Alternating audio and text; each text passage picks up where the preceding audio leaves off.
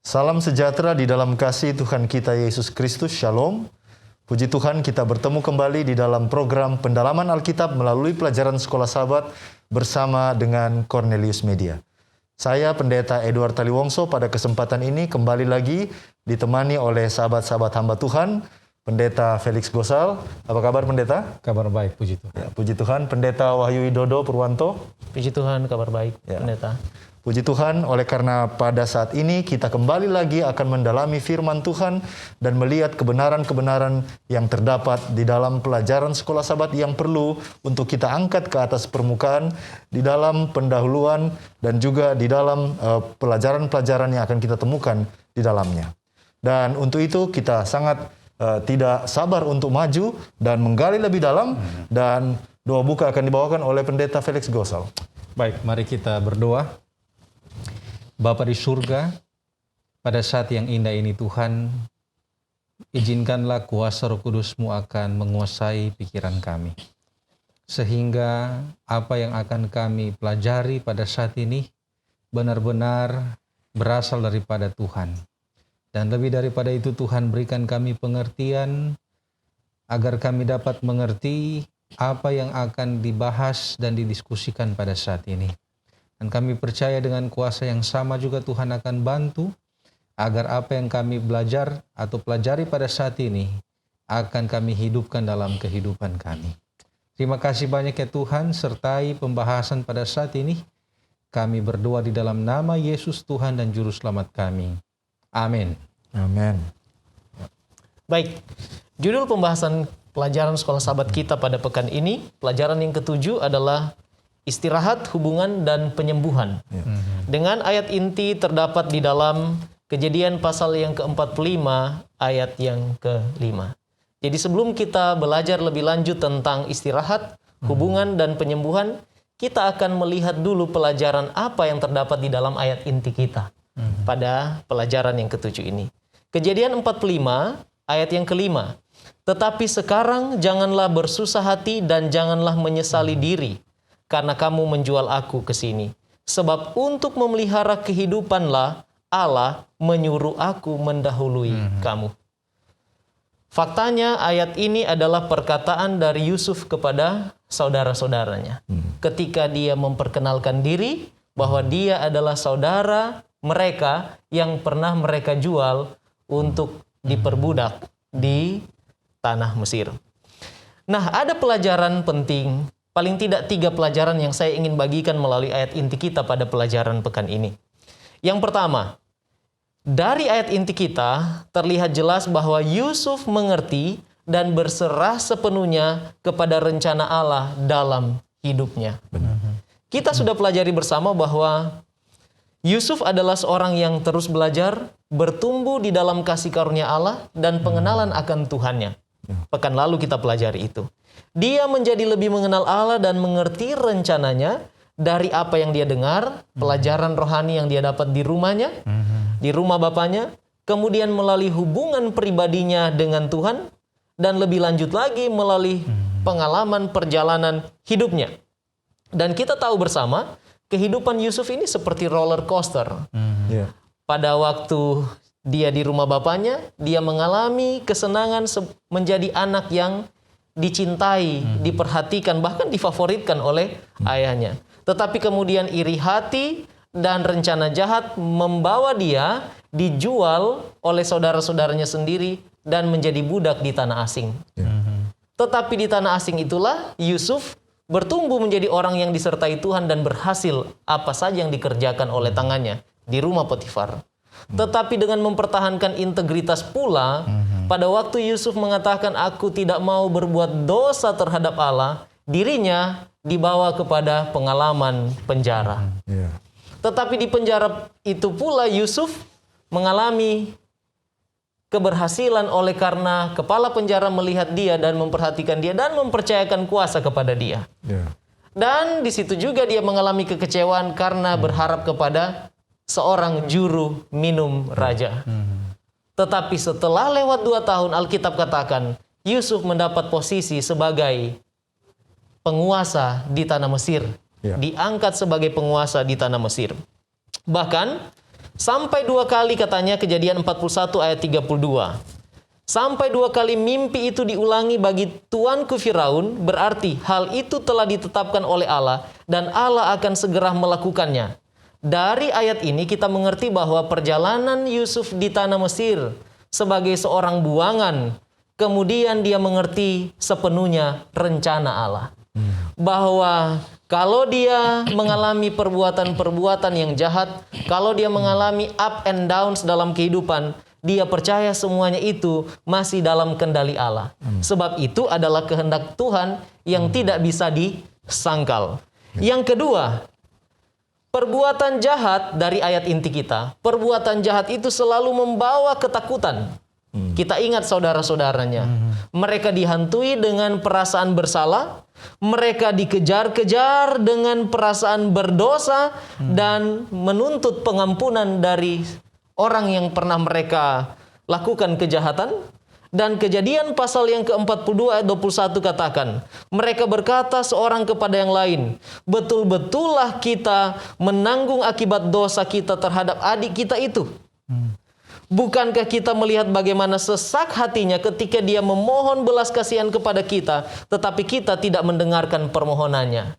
Mereka dihantui dengan perasaan bersalah, seperti menanggung ketakutan jangan-jangan akan ada balas dendam. Dan mereka katakan sekarang darahnya dituntut daripada kita. Artinya orang yang bersalah dari ayat inti ini pasti mengalami yang namanya ketakutan.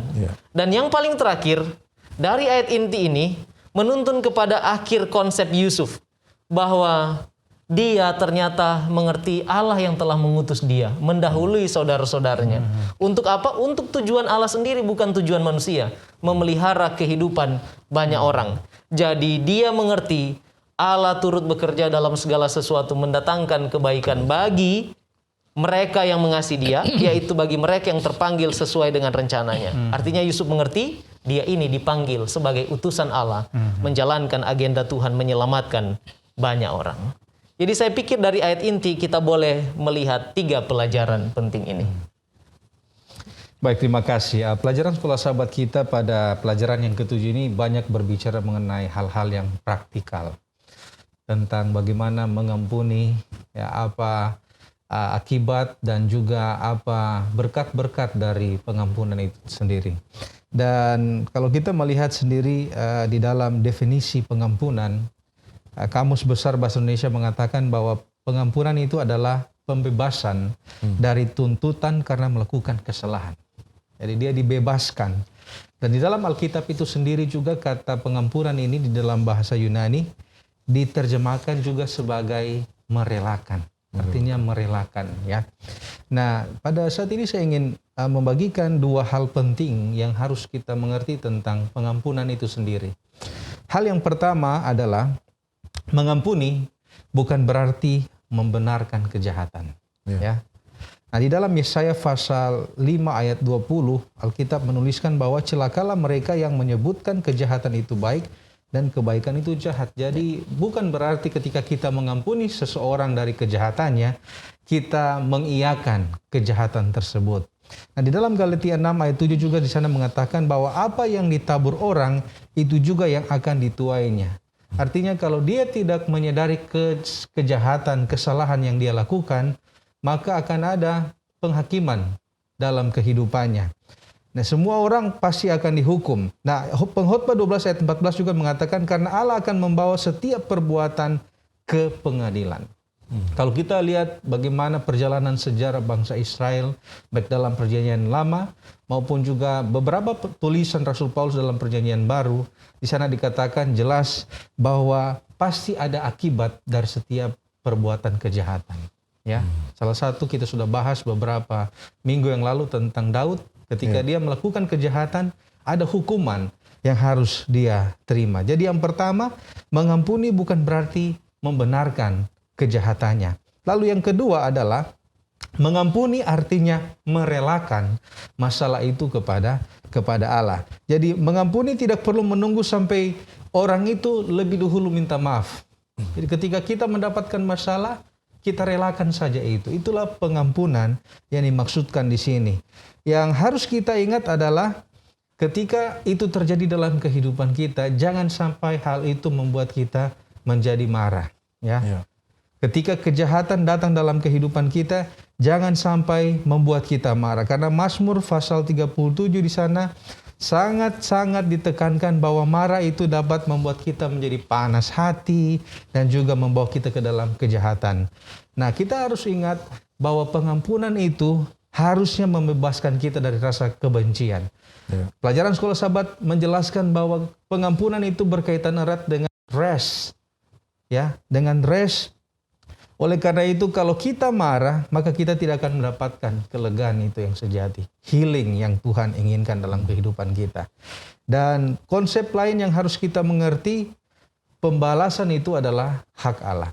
Jadi ketika sesuatu datang dalam kehidupan kita, ada kejahatan yang kita terima, kita tidak mempunyai hak untuk membalas. Ibrani 10 ayat 30 sangat jelas mengatakan bahwa biarkanlah itu menjadi bagian Allah.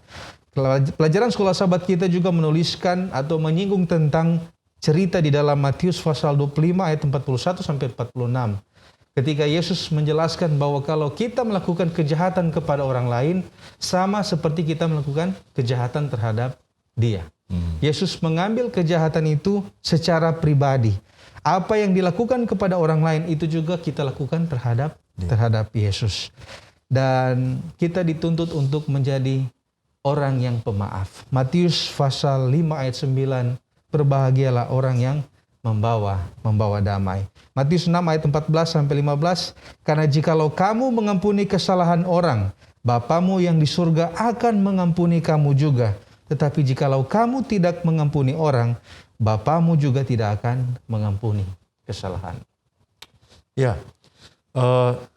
pengampunan menjadi penting oleh karena pengampunan juga ternyata menurut pelajaran Sekolah Sabat ini adalah prasyarat untuk mengalami true rest, ya, atau istirahat yang sejati. Nah, sekarang yang jadi pertanyaan yang kadang-kadang kita bisa menipu diri kita sendiri adalah bagaimana kita tahu bahwa kita sudah mengampuni. Bisa saja di mulut kita katakan kita mengampuni, atau bahkan sungguh-sungguh kita percaya kita sudah mengampuni, padahal sebenarnya belum. Nah, ini kita membutuhkan sesuatu sebagai alat untuk diagnosa diri. Apakah saya sudah benar-benar melepaskan pengampunan atau tidak? Dan untuk menjawab pertanyaan itu saya mengadakan sedikit penelitian tentang konsep daripada pengampunan di Perjanjian Lama. Dan hasilnya sungguh sangat menakjubkan dan mengagetkan bagi saya. Nah, di Perjanjian Lama, konsep tentang pengampunan itu, istilah atau kata di dalam bahasa asli Alkitab Perjanjian Lama, bahasa Ibrani itu adalah salah. Ya, 50 kali dia muncul di dalam Alkitab, 46 kali itu subjeknya selalu adalah Allah. Jadi yang melakukan tindakan pengampunan itu selalu adalah Allah. Lalu kemudian yang sisanya itu yang disebut dengan divine passive.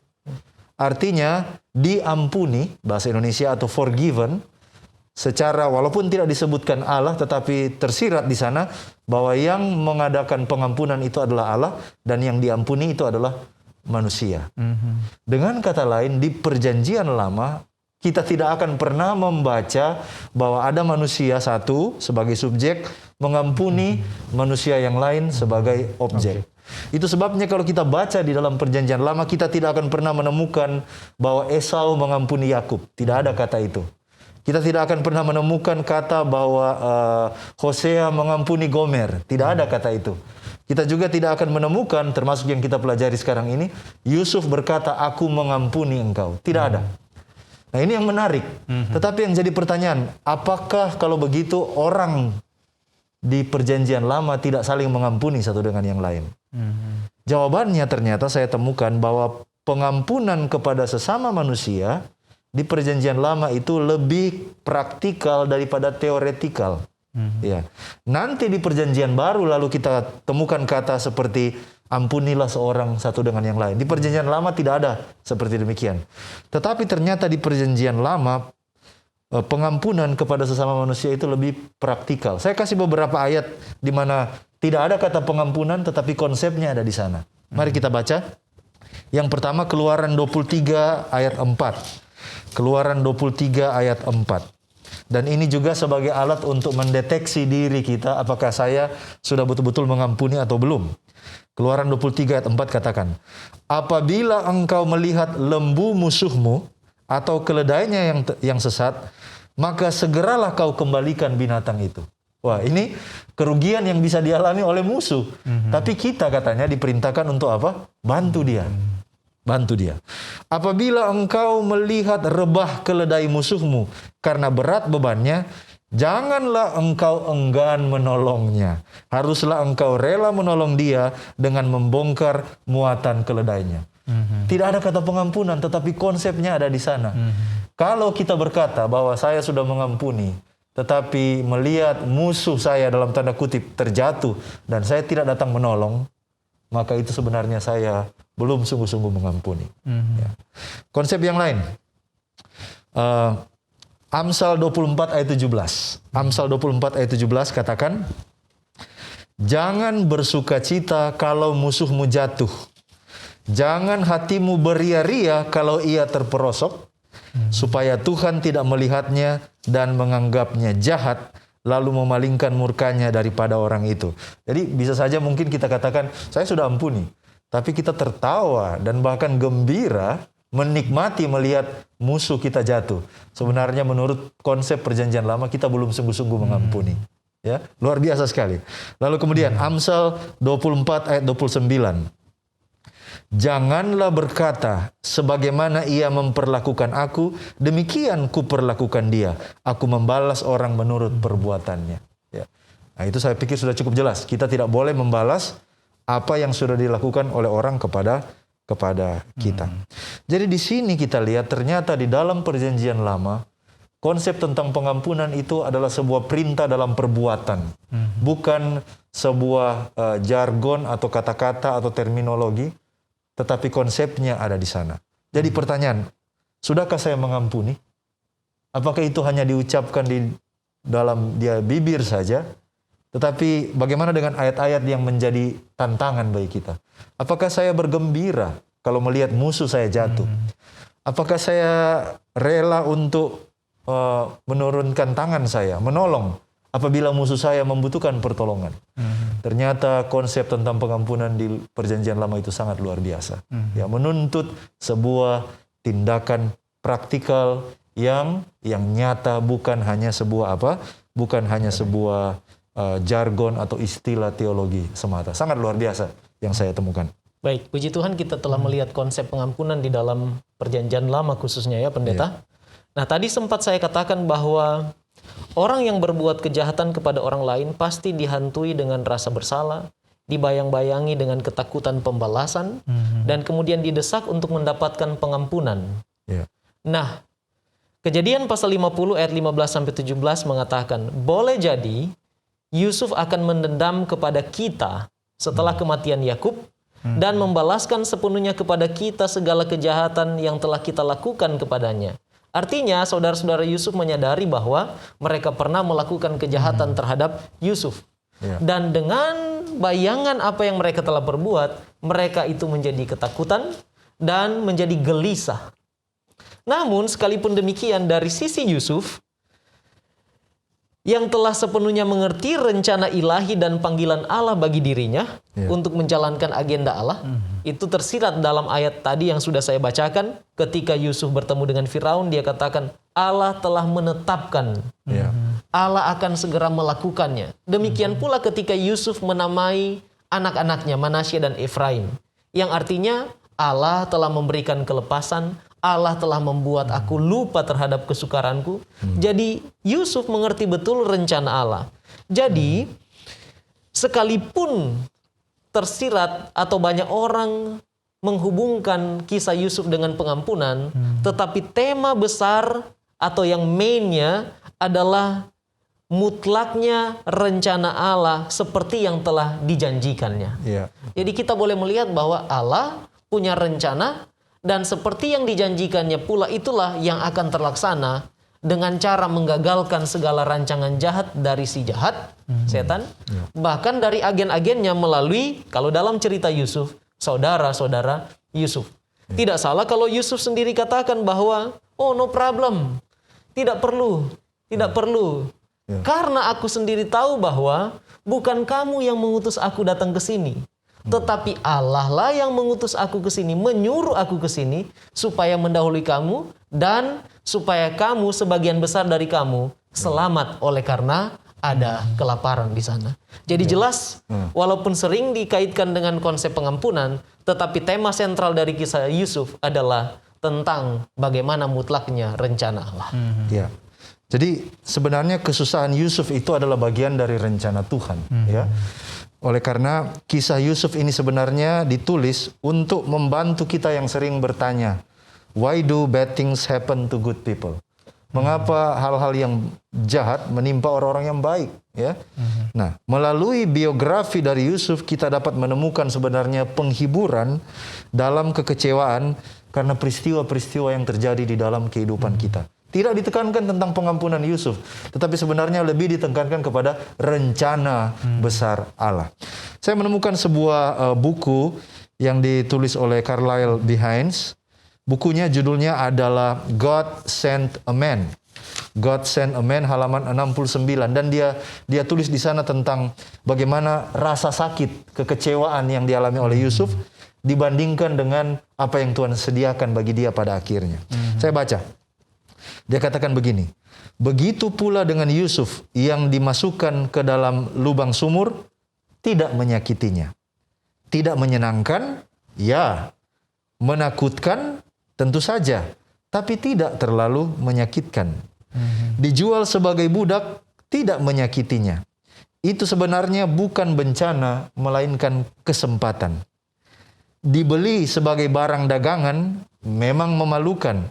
Tetapi tidak benar-benar menyakitinya. Yusuf tidak menderita kerugian karenanya. Sebaliknya keuntungan besar datang kepadanya dari itu. Dan dia katakan, saya garis bawahi, tidak ada yang bisa menyakiti orang yang telah menyerahkan dirinya untuk mengikuti Tuhan. Hidupnya ada di tangan Tuhan. Dan segala sesuatu yang terjadi padanya harus datang melalui tangan Tuhan. Dan karena itu dengan izin Tuhan. Dan segala sesuatu yang datang melalui tangan Tuhan dan diizinkan untuk menyentuh kehidupan hambanya, dibentuk dan dirancang oleh tangan itu untuk memberkati dan bukan untuk mencelakai. Jadi sangat luar biasa. Semua yang terjadi itu adalah cara Tuhan untuk memberkati Yusuf justru, bukan untuk mencelakai dia. Jadi memang ini bersifat sangat praktikal ya. Ini juga menjadi jawaban kenapa sampai kita ketika mendapatkan masalah, dibully, dicerca, kita tidak perlu takut karena semua yang terjadi dalam kehidupan kita itu adalah rencana Tuhan. Kesulitan apapun yang kita alami, kita harus melihat dari sudut pandang Yusuf. Bahwa itu adalah rencana Tuhan. Sebagai orang Kristen, luar biasa apa yang dituliskan dalam Kejadian pasal 45, ayatnya yang ke-8 ini adalah salah satu statement yang ekstrim dari Yusuf. Jadi dia melihat bahwa kesulitan, kejahatan yang dia diterima itu bukan karena akibat dari kejahatan saudara-saudaranya, tapi oleh karena rencana Tuhan dalam kehidupannya. Semua persoalan yang datang dalam kehidupannya, dia katakan ini, jadi bukan kamu yang menyuruh aku datang ke sini, tetapi Allah. Jadi bagaimana dia melihat masalah yang datang dalam kehidupannya itu bukan gara-gara orang. Jadi di sini kita juga bisa belajar, jangan kita sampai blame orang. Oh saya jadi susah ini karena dia. Tapi kita harus lihat itu ada rencana khusus Tuhan dalam kehidupan kita ya. Bukan kamu yang menyuruh aku datang ke sini, tapi Allah. Dialah yang telah menempatkan aku sebagai bapa bagi Firaun dan tuan atas seluruh istananya dan sebagai kuasa atas seluruh tanah Mesir. Ini luar biasa statement dari Yusuf ini. Nah, tentu kalau kita bicara tentang rencana Allah, apakah Yusuf tahu? Kita baca pada akhirnya dia tahu. Tetapi mungkin bagaimana Yusuf bisa tahu bahwa kesusahannya itu adalah bagian dari rencana Allah? Saya percaya bahwa dia bertumbuh di dalam pengetahuannya ini. Mungkin awal-awalnya dia tidak mengerti. Satu hal yang dia ingat bahwa ada mimpi. Dan 2 kali ditegaskan. Dan orang di zaman itu percaya bahwa mimpi itu adalah cara Tuhan untuk berkomunikasi, bahwa satu saat nanti dia akan dihormati oleh saudara-saudaranya. Dia simpan itu dalam hati, tapi dia tidak tahu bagaimana caranya Tuhan akan menggenapi hal itu. Dan dia bertumbuh di dalam pengetahuannya akan rencana itu. Nah, kita dapat membayangkan apa yang terjadi kalau seandainya Yusuf tidak perlu susah seperti yang kita baca ceritanya. Bisa saja dia contohnya pada waktu dia diambil oleh orang Midian, bisa saja dia bisa melepaskan diri, lalu lari dan kembali ke rumah ayahnya. Apa yang akan terjadi? Saya mau baca lagi dari buku yang saya baca tadi. Dia katakan begini, kita dapat membayangkan kegembiraan yang akan terjadi setelahnya. Artinya ketika Yusuf, kita berangan-angan, dia bisa melarikan diri dari kereta orang Midian dan dia berlari kembali ke rumah ayahnya. Tapi bisakah kita membayangkan beberapa hal lain? Misalkan, Yusuf dia melarikan diri dari perbudakan, itu berarti dia tidak dipenjara, itu berarti tidak ada ramalan untuk juru minum dan juru roti, itu berarti dia tidak menginterpretasi mimpi dari Firaun, lalu tidak ada pengangkatan Yusuf untuk kekuasaan yang tertinggi, lalu tidak ada strategi untuk mengumpulkan gandum, dan akhirnya dia tidak menyelamatkan hidup banyak orang, tidak ada lagi keluarga Yakub pergi ke Mesir, tidak ada tanah Goshen, tidak ada pertumbuhan Israel menjadi bangsa yang besar, tidak ada eksodus, pembebasan oleh Musa, tidak ada pemberian 10 hukum, tidak ada penaklukan Kanaan, tidak ada sistem penyembahan ilahi, tidak ada tahta Daud, tidak ada janji ilahi kepada Daud, tidak ada Mesias, tidak ada Yesus, dan tidak ada Kristen atau gereja Kristen. Luar biasa rupanya.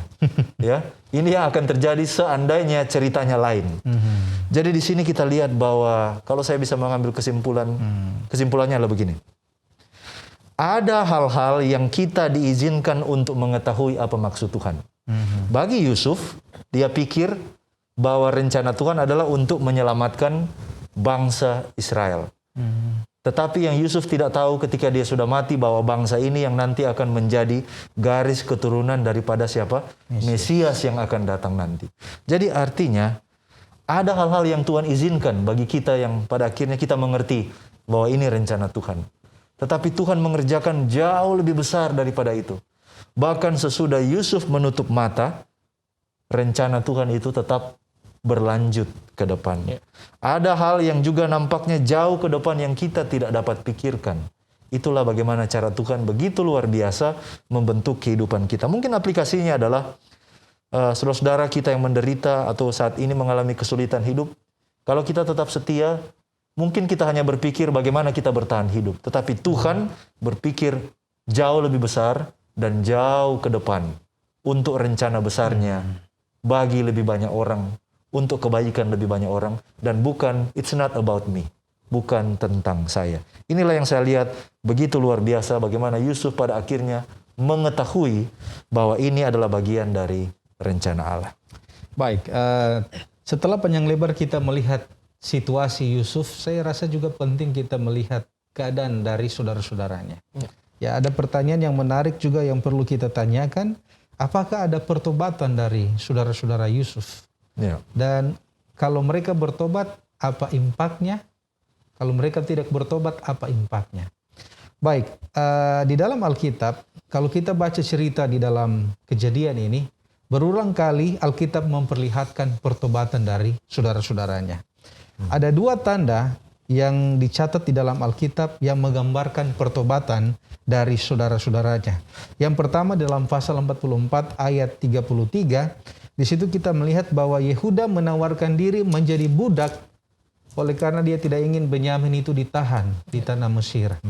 Dan ini adalah Roh Nubuat memberikan komentar terhadap perbuatan Yehuda ini sebagai tanda bahwa mereka ini sudah berubah, tidak lagi mementingkan diri, tidak lagi selfish, tetapi ada buah-buah pertobatan yang muncul di dalam hati saudara-saudaranya ini. Lalu yang kedua, tanda yang kedua yang menunjukkan bahwa ada pertobatan di antara saudara-saudara Yusuf muncul di dalam pasal 50 ayatnya yang ke-17. Jadi setelah kematian Yakub, di sana mereka meminta pengampunan, ya. Di sana dikatakan, ampunilah kiranya kesalahan saudara-saudaramu dan dosa mereka, sebab mereka telah berbuat jahat kepadamu. Jadi salah satu ciri orang itu sudah bertobat adalah dia mau mengakui kesalahannya. Ya. Mengakui kesalahannya. Jadi kita dapat mengambil kesimpulan bahwa terjadi pertobatan di antara saudara-saudara Yusuf. Dan sejarah para nabi halaman 267 mengatakan bahwa Yusuf pada saat itu dia dapat menyaksikan buah-buah pertobatan di dalam diri saudara-saudaranya. Nah, apa yang terjadi? Apa impaknya dari pertobatan yang terjadi antara saudara-saudaranya? Ada dua impak yang ingin saya bagikan. Yang pertama adalah berkat jasmani dan yang kedua adalah berkat rohani. Berkat jasmani terbagi atas dua. Saat itu mereka mendapatkan berkat pada saat itu, dan yang kedua pada saat yang akan datang. Pada saat itu kita mengerti bahwa saat itu sementara terjadi masa paceklik. Mereka tinggal di Kanaan. Tetapi karena mereka berubah, karena mereka sudah bertobat, akhirnya Yusuf dapat menerima mereka. Ya, Yusuf dapat menerima mereka dan memberikan tempat mereka di tanah Mesir. Jadi saat itu mereka menerima berkat pada saat itu, dan juga ada berkat yang mereka terima untuk hari yang akan datang, untuk anak cucu dan keturunan mereka, yaitu dalam Kejadian pasal 49, ketika Yakub memberikan berkat kepada masing-masing saudara-saudaranya, bukan secara keseluruhan, tapi dia berikan itu kepada masing-masing. Dan salah satu berkat yang luar biasa diberikan kepada Yehuda. Dia bukanlah anak yang tua, tetapi berkat itu diberikan kepada Yehuda. Padahal Yehuda ini yang apa? Yang mengusulkan untuk menjual Yusuf dengan harga yang dipatok. Tapi luar biasa, Yehuda diberikan berkat yang luar biasa. Dan yang kedua adalah, selain berkat jasmani saat itu, mereka juga mendapatkan berkat rohani. Mazmur 32 ayat 1, berbahagialah orang yang diampuni pelanggarannya. Mereka merasakan bahagia. Ya. Yang kedua, Roma 4 ayat 7 ini sama juga, berbahagia orang yang diampuni pelanggaran-pelanggarannya, yang ditutupi dosa-dosanya. Calvin mengatakan bahwa semua yang dikatakan kitab suci tentang berbahagialah bergantung pada berbahagia di sini. Artinya ketika seorang itu merasa dia telah diampuni, itulah kebahagiaan yang sesungguhnya. Itulah yang menghantarkan dia kepada jenis-jenis ucapan bahagia yang dituliskan baik dalam Perjanjian Lama maupun juga di dalam Perjanjian Baru. Dan ini adalah berkat rohani yang menjadi puncak dari pelajaran kita yang ketujuh ini, yaitu rest and healing. Baik, jadi telah dijelaskan begitu luar biasa ya mengenai berkat oleh karena pertobatan dari saudara-saudara dari Yusuf yang dulunya melakukan kejahatan, punya karakter yang bad, namun sekarang mereka diubahkan dan pada akhirnya menerima berkat. Nah, kalau kita hubungkan dengan judul pembahasan kita pada pelajaran yang ketujuh ini, istirahat, hubungan, dan penyembuhan, mari kita berfokus dulu kepada penyembuhan. Kira-kira penyembuhan seperti apa? Tadi sudah disinggung bahwa ada berkat secara fisik maupun berkat secara rohani yang diterima di dalam pertobatan.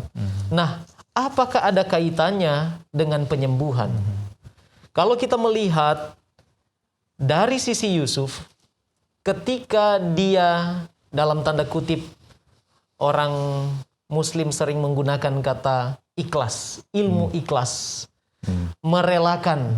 Tadi dikatakan arti dari pengampunan adalah membiarkan itu pergi. Jadi artinya saya baca secara jasmani, tubuh kita ketika seseorang mengadakan pengampunan, membiarkan masalahnya itu tidak memperbudak dia, maka akan ada hormon yang membuat bahagia dan mendatangkan kesembuhan dari penyakit-penyakit yang sesungguhnya kadang-kadang penyakit-penyakit yang dialami oleh kita adalah penyakit-penyakit yang ditimbulkan oleh karena beban pikiran. Tidak ada rest, gelisah. Apalagi ketika kita berselisih paham dengan orang lain secara praktikal. Dan pada waktu kita bertemu dengan orang itu, maka akan ada ketakutan, akan ada amarah, akan ada kebencian di sana, dan membuat kita pada akhirnya sakit secara mental yang membawa juga dampak kepada jasmani kita. Nah, ketika Yusuf merelakan apa saja yang diperbuat oleh saudara-saudaranya dengan pengertian bahwa Allah turut bekerja dalam segala sesuatu mendatangkan kebaikan dalam hidupnya untuk melakukan rencana Allah, maka di sanalah ada penyembuhan secara fisik dan mental serta sosial bagi Yusuf secara pribadi.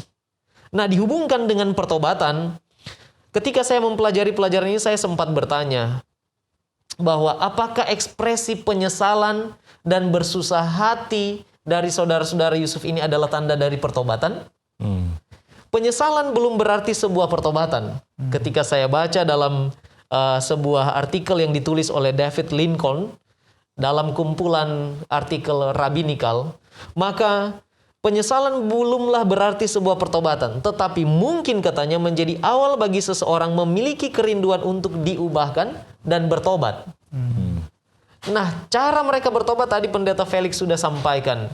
Dan salah satunya juga adalah ketika Yusuf mengatur segala sesuatu sedemikian rupa, sehingga terlihat ada perubahan dalam kehidupan saudara-saudaranya. Mereka jadi orang yang jujur, mereka jadi orang yang berani berkorban, mereka mau melayani satu dengan yang lain. Pertobatan. Nah, hubungannya dengan penyembuhan, ketika ada pertobatan, maka mereka boleh merasakan hubungan secara sosial. Dengan Yusuf aman, dengan ayah mereka yang mereka pernah dustai, sekarang aman. Bahkan dengan orang-orang di sekitar mereka, mereka aman. Jadi ada ketenangan ketika berinteraksi secara sosial. Itulah penyembuhan yang pertama, secara sosial. Secara mental mereka tidak dikejar-kejar lagi dengan rasa takut akan pembalasan dendam. Mereka sekarang free from the fear. Bebas dari rasa takut yang membawa kesembuhan. Dan yang paling terakhir dalam pertobatan, ketika saya membaca artikel yang saya katakan tadi yang ditulis oleh David Lincoln, dia katakan ada konsep dalam bahasa Ibrani adalah sufah di sana. Konsep tentang pertobatan yang sesungguhnya ini membawa kepada kesembuhan secara spiritual. Artinya bagi orang yang sudah bertobat, mereka tidak lagi takut terhadap efek-efek dosa yang membawa kepada kematian kekal. Contohnya siapa? Contohnya Rasul Paulus. Ketika dia dipanggil dari kehidupan lamanya untuk bertobat, maka kesembuhan yang paling besar, lebih dari kepada kesembuhan fisik, adalah kesembuhan secara rohani. Filipi 1 ayat 21. Rasul Paulus katakan, bagiku hidup adalah Kristus dan mati adalah keuntungan. Kalaupun penyakit membawa kematian, tetapi tidak akan membawa perpisahan dengan Allah yang dia sembah. Kenapa? Karena ada pertobatan di sana. Jadi saudara-saudara Yusuf mengalami penyembuhan secara sosial, dengan Yusuf, dengan ayahnya, dengan saudara-saudara dan orang di sekitar mereka, membawa kesembuhan secara mental, bebas dari rasa takut, dan membawa kesembuhan secara spiritual, oleh karena mereka sekarang tidak lagi takut efek dosa, sebab hidup mereka telah dijamin oleh karena kuasa Allah. Dan pada akhirnya mereka jadi sama seperti Yusuf, menjadi orang-orang yang mengerti bahwa Allah bekerja di balik segala sesuatu untuk mendatangkan kesembuhan dan pemulihan. Dan hidup mereka dipulihkan menjadi lebih seutuhnya lagi sebagai hamba Allah. Seperti yang mereka katakan. Jadi pada akhirnya, pelajaran apa yang harus kita ambil dari diskusi kita pada pelajaran yang ketujuh ini? Mari kita melihat bahwa tidak ada cara lain untuk kita mendapatkan istirahat, mendapatkan kesembuhan, dan hubungan yang baik dengan orang-orang di sekitar kita, selain kita mengerti rencana Allah, berserah sepenuhnya kepada Dia, dan berdoa sungguh supaya kita mendapatkan kemampuan untuk boleh bertobat sungguh dan boleh mengampuni orang-orang yang bersalah kepada kita. Saya pikir ini yang boleh kita aminkan dan kita hidupkan di dalam kehidupan kita. Dan saya percaya pelajaran-pelajaran yang sudah kita diskusikan ini akan boleh menjadi berkat bagi sahabat-sahabat Cornelius Media yang mengikuti pendalaman Alkitab lewat pelajaran Sekolah Sabat, pelajaran yang ketujuh. Untuk itu, mari kita akhiri dengan berdoa. Mari kita berdoa. Terpujilah Engkau Tuhan, Allah yang merancangkan damai sejahtera, Allah yang turut bekerja dalam segala sesuatu, mendatangkan kebaikan bagi kami yang mengasihi-Mu, yang terpanggil sesuai dengan rencana-Mu. Kami telah mempelajari pelajaran yang indah dari kisah Yusuf yang diangkat dalam pelajaran sekolah sahabat pelajaran yang ke-7.